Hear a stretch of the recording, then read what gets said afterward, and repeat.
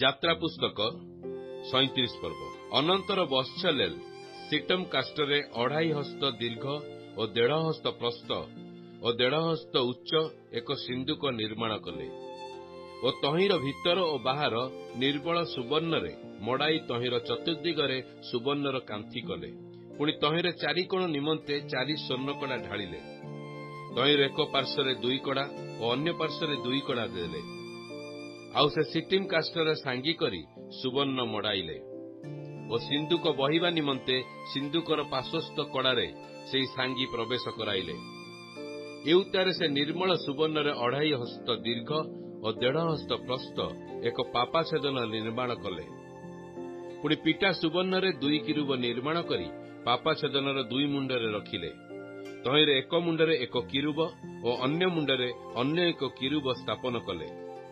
ପାପାଛେଦନର 2 ମୁଣ୍ଡରେ 2 କିରୁବକୁ ତହିଁର ଅଂଶ କରି ରଖିଲେ।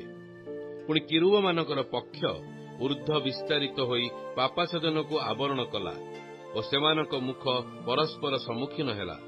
ମାତ୍ର ପାପାଛେଦନ ପ୍ରତି କିରୁବମାନଙ୍କର ମୁଖ ରହିଲା। ତହିଁଉତାରୁ ସେ ସିଟିମ କାଷ୍ଟରେ 2 ହସ୍ତ ଦୀର୍ଘ 1 ହସ୍ତ ପ୍ରସ୍ତ ଓ 1.5 ହସ୍ତ ଉଚ୍ଚ ଗୋଟିଏ ମେଜ ନିର୍ମାଣ କଲେ। ପୁଣି ତାହା ନିର୍ମଳ ସୁବର୍ଣ୍ଣରେ ମଡ଼ାଇଲେ ଓ ତହିଁର ଚତୁର୍ଦିଗରେ ସୁବର୍ଣ୍ଣର କାନ୍ଥି କଲେ। ପୁଣି ସେ ତହିଁର ଚତୁର୍ଦିଗରେ 4 ଅଙ୍ଗୁଳି ପରିମିତ ଏକ ବେଷ୍ଟନ କଲେ ଓ ସେହି ବେଷ୍ଟନର ଚତୁର୍ଦିଗରେ ସୁବର୍ଣ୍ଣର କାନ୍ଥି କଲେ। ଆଉ ସୁବର୍ଣ୍ଣରେ 4 କଡ଼ା ଢାଳି ତହିଁର 4 ପାହ୍ୟାର 4 କୋଣରେ ରଖିଲେ। ସେହି କଡ଼ା ପାର୍ଶ୍ୱ କାଷ୍ଠର ସନ୍ନିକଟ ଓ ମେଜ ବହିବା ନିମନ୍ତେ ସାଙ୍ଗିର ଘରା ଥିଲା। ପୁଣି ସେ ସେହି ମେଜ ବହନାର୍ଥେ ସିଟିମ କାଷ୍ଟରେ ସାଙ୍ଗି ନିର୍ମାଣ କରି ସୁବର୍ଣ୍ଣରେ ମଡ଼ାଇଲେ। ଆହୁରି ସେ ମେଜର ଉପରିସ୍ଥ ପାତ୍ର ସକଳ ଅର୍ଥାତ୍ ତହିଁର ଥାଳି ଓ ଚମଚ ଓ ପାତ୍ର ଢାଳିବା ନିମନ୍ତେ ଗଡ଼ୁ ସକଳ ନିର୍ମଳ ସୁବର୍ଣ୍ଣରେ ନିର୍ମାଣ କଲେ। ଆହୁରି ସେ ନିର୍ମଳ ସୁବର୍ଣ୍ଣରେ ଏକ ଦୀପବୃକ୍ଷ ନିର୍ମାଣ କଲେ। ସେ ପିଟାକର୍ମରେ ଦୀପବୃକ୍ଷ ତହିଁର ଗଣ୍ଡି ଓ ଶାଖା ନିର୍ମାଣ କଲେ। ଆଉ ତହିଁର ଗୋଲାଧାର ଓ କଳିକା ଓ ପୁଷ୍ପ ତହିଁରେ ସଂଲଗ୍ନ ହେଲା। ସେହି ଦୀପବୃକ୍ଷର ଏକ ପାର୍ଶ୍ୱରୁ 3 ଶାଖା ଓ ଦୀପବୃକ୍ଷର ଅନ୍ୟ ପାର୍ଶ୍ୱରୁ 3 ଶାଖା, ଏହି 6 ଶାଖା ତହିଁର ପାର୍ଶ୍ୱରୁ ନିର୍ଗତ ହେଲା। ପୁଣି ଏକ ଶାଖାରେ ବାଦାମ ପୁଷ୍ପାକୃତି 3 ଗୋଲାଧାର କଳିକା ଓ ପୁଷ୍ପ, ପୁଣି ଅନ୍ୟ ଶାଖାରେ ବାଦାମ ପୁଷ୍ପାକୃତି 3 ଗୋଲାଧାର କଳିକା ଓ ପୁଷ୍ପ, ଏହି ରୂପେ ଦୀପବୃକ୍ଷରୁ ନିର୍ଗତ 6 ଶାଖାରେ ରହିଲା। ମାତ୍ର ଦୀପବୃକ୍ଷରେ ବାଦାମ ପୁଷ୍ପାକୃତି 4 ଗୋଲାଧାର ଓ ତହିଁର କଳିକା ଓ ପୁଷ୍ପ ରହିଲା।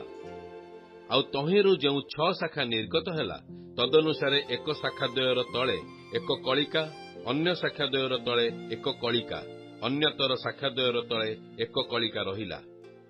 ଏହି କଳିକା ଓ ଶାଖା ତହିଁର ଅଂଶ ହେଲା ଓ ସମସ୍ତ ନିର୍ମଳ ସୁବର୍ଣ୍ଣ ନିର୍ମିତ ଏକ ପିଟାକର୍ମ ହେଲା।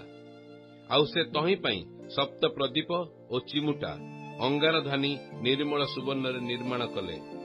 ସେ 1 ମହଣ ପରିମିତ ନିର୍ମଳ ସୁବର୍ଣ୍ଣରେ ତାହା ଓ ତହିଁର ସମସ୍ତ ପାତ୍ର ନିର୍ମାଣ କଲେ। ଅନନ୍ତର ସେ ସିଟିମ କାଷ୍ଟର 1 ହସ୍ତ ଦୀର୍ଘ 1 ହସ୍ତ ପ୍ରସ୍ତ 2 ହସ୍ତ ଉଚ୍ଚ ଚତୁଷ୍କୋଣ ଧୂପବେଦୀ ନିର୍ମାଣ କଲେ। ତହିଁର ଶୃଙ୍ଗ ସକଳ ତହିଁର ଅଂଶ ହେଲା। ଆଉ ତାହା ଓ ତହିଁର ପୁଷ୍ଟ ତହିଁର 4 ପାର୍ଶ୍ୱ ଓ ତହିଁର ଶୃଙ୍ଗ ସକଳ ନିର୍ମଳ ସୁବର୍ଣ୍ଣରେ ମଡ଼ାଇଲେ। ପୁଣି ସେ ତହିଁର ଚାରିଆଡ଼େ ସୁବର୍ଣ୍ଣର କାନ୍ଥି କଲେ। ପୁଣି ତହିଁର ବହନାର୍ଥକ ସାଙ୍ଗିର ଘରା ନିମନ୍ତେ ତହିଁ କାନ୍ଥି ତଳେ 2 ପାର୍ଶ୍ୱର 2 କୋଣରେ ସୁବର୍ଣ୍ଣର 2 କଡ଼ା ନିର୍ମାଣ କଲେ। ଆଉ ସିଟିମ କାଷ୍ଟରେ ସାଙ୍ଗି କଲେ ଓ ତାହା ସୁବର୍ଣ୍ଣରେ ମଡ଼ାଇଲେ।